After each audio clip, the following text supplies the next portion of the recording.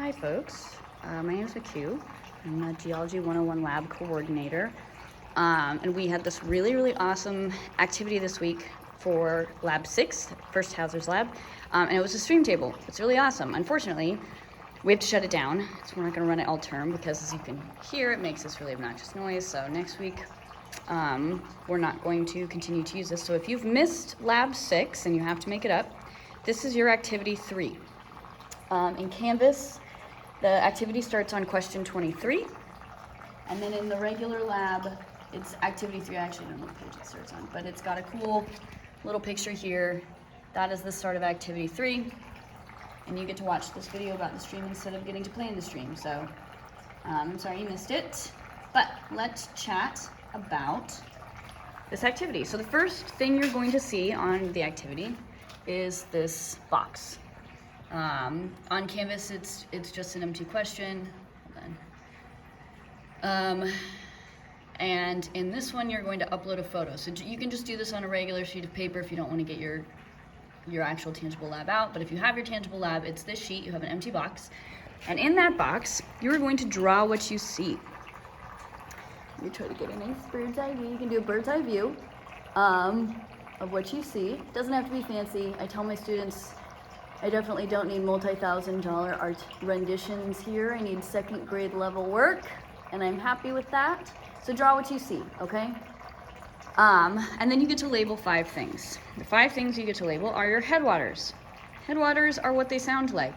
It is where the water is coming from. In this case, it is a bucket. In most cases, it's gonna be a glacier. It's gonna be the mountains, right? That's where our rivers get their water supply. The second thing you get to label is your delta. And your delta is down here. This is where your river meets another body of water. It's usually the ocean, but it can be a lake, it can be another river. So this is your delta. It fans out a little bit, and what happens is the water velocity drops so low that it's actually able to deposit material. So here's your delta. I also want you to get a good visual of this delta because we're gonna come back to this later. Okay, you also get to label your meandering channel. Here is your meandering channel. So we're looking primarily at this river type for this activity. There are a couple other river types in your pre-lab that you can read about, but the one we're going to be talking about today is our meandering rivers. It's one of the most predominant types of rivers in the world, and it's also very hazardous, which is why it's part of this lab.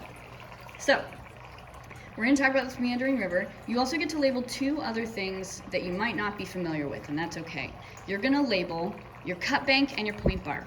So let's talk about your cut bank real quick. As of now, we're ignoring the delta, okay? And we're ignoring the headwaters. We are just focusing on this meandering channel.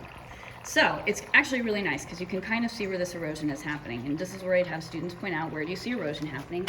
But you see it happening here, right? Like you see this little lip of sand. The water is eroding away at that. It is also eroding over here. You can see this little lip here. So that is your cut bank. It's your area of erosion. It's cutting away material. That's how I remember it. The next area is going to be your area of deposition, and this is a little bit less intuitive. This is your point bar. So you're going to label your point bar as your area of deposition. And actually, we kind of have it happening. I'm just going to zoom in here. Hopefully my camera stays focused. But so what we're seeing is this. So this side is your cut bank.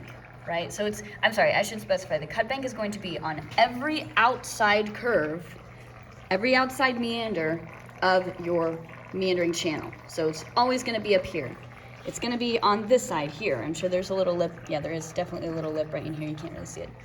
And then over here. So that is your cut bank. I apologize, I should have specified. And what we're doing is we're looking back at this cut bank and we're following these grains to see where are they being deposited. Well. They're being deposited right here.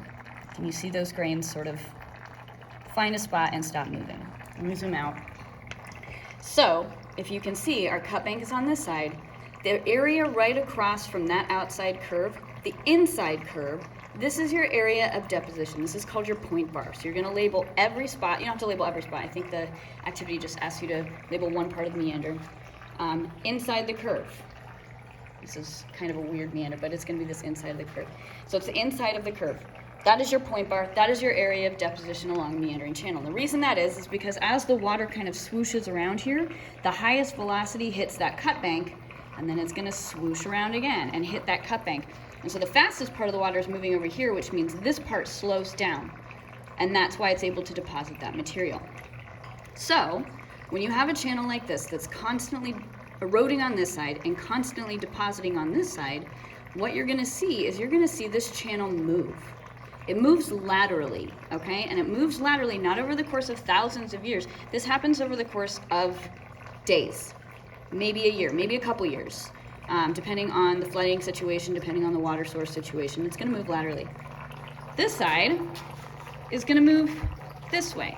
So what you're going to see is you're going to see a bigger and bigger sinusoidal wavelength that's going to grow, and eventually what's going to happen is you might get a big flood one year, and that flood is going to say, well, I need to find the fastest route to the ocean, to my delta. So screw this, I'm going to cut off all of these meanders. So if you get a flood, if you get water that's powerful enough, it can actually cut through all of this, create a brand new channel, and cut off these meanders. And if you look at satellite imagery, and you see little like U-shaped lakes, those are called oxbow lakes, and they were at one point a part of a river system that was cut off during a flood, during a rerouting system. Anything can happen, and it can happen really fast, and it can happen almost unpredictably, which is what makes these rivers so dangerous. They move quickly laterally, but they can also cut themselves off. So, the next part of this activity, you have a set of 3 dots that says, observe the structure, what happens? So this is Bob. Oh wait, I wanted to put Bob over here, I'm sorry. I forgot how I set my river. So here's Bob. The water's not moving fast enough for you to tell, but you're gonna observe the changes. What do you think is gonna happen to Bob? What is Bob on? Tell me what Bob is on and what's gonna happen to Bob here. His BFF Fred, sorry, I'm like trying to reach to get stuff and hold my camera at the same time. So his BFF Fred is like, hey man, I'm gonna build my house right next to you, right here. So the second dot of this question says, he is directly downstream, on the same bank, but at the next meander. So what's gonna happen to Fred here? Think about what he is on the river, okay? And then finally, it's harder than it looks. I'm sorry, I really hope nobody gets seasickness from this video. What's happening to George? Their other BFF, George, decided he wanted to build his house across from Fred. So what's gonna happen to George? So your 3 dots ask you, what's gonna happen to Bob?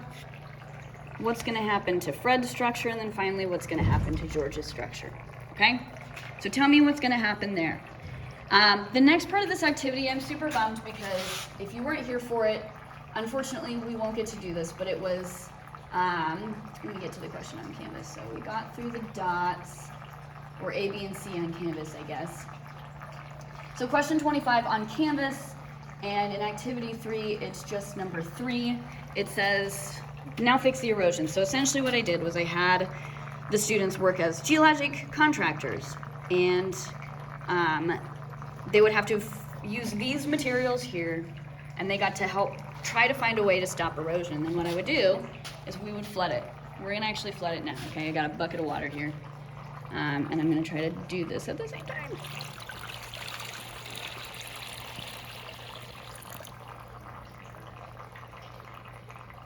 So clearly they're still okay, but if you do that multiple times, what's gonna happen? I mean, it's gonna look good on those structures. So you don't get to do the activity, unfortunately, but what I want you to write for either number 3 in the actual lab or question 25 is, I want you to tell me what you would do. What kind of things would you do to help stop erosion? Give some examples and give some ideas. And then your TA will talk you through that later. The next question is, this is where we're coming back. We're coming back to the delta. What's happened to the delta? What has happened since we looked at it last? We can kind of see some stuff happening here. I'm not going to tell you. I'm going to let you figure that out. Write that down for your next question. That's question 26 on Canvas, question 4 in your exam. Or I'm sorry, in the actual lab. Now, in your lab packet and on Canvas, you get this really cool image of this town called Lyman, okay? And Lyman, if you don't know, if you're not familiar with it, is obviously it's very small, very tiny little town. And if you drive down south on I-5 and you go off the Burlington exit and you go up into the North Cascades, this is on the North Cascades Highway. This is the yellow road is the North Cascades Highway. You're going to follow the Skagit River as you go, and you're going to come across this little town called Lyman. Now that you know what you know about rivers, what I want you to tell me is what's going to happen to Lyman. What's happening here? This is actually, I chose this town in particular because you can see some really cool things happening here. And Lyman is directly on one of those points of either deposition or erosion. So tell me what you think is going to happen to Lyman. Finally, the last question for this activity is think back to the model that we worked with on the table and look at Lyman. And what I want you to tell me, there are going to be 3 things that I want you to think about that will, I have yet to find a good way to phrase this question, but essentially what I want you to consider are what are some factors that are going to change the rate of erosion, either for the better or for the worse, right? So what things here are contributing to erosion, and how are those things changing? The rule is it has to be on a large scale and natural. I accept one man-made factor in this question. There's only one I will accept.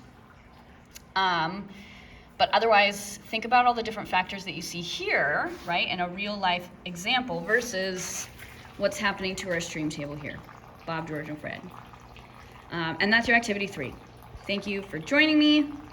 Please ask your TA if you have any questions. I'm sorry you didn't get to play with this table. We are going to have it running one more time this term on a very specific date. So if you really want to play with it, ask your TA about that, and maybe we can figure out a time you can come in and play with it. So thanks again, and enjoy the rest of your day.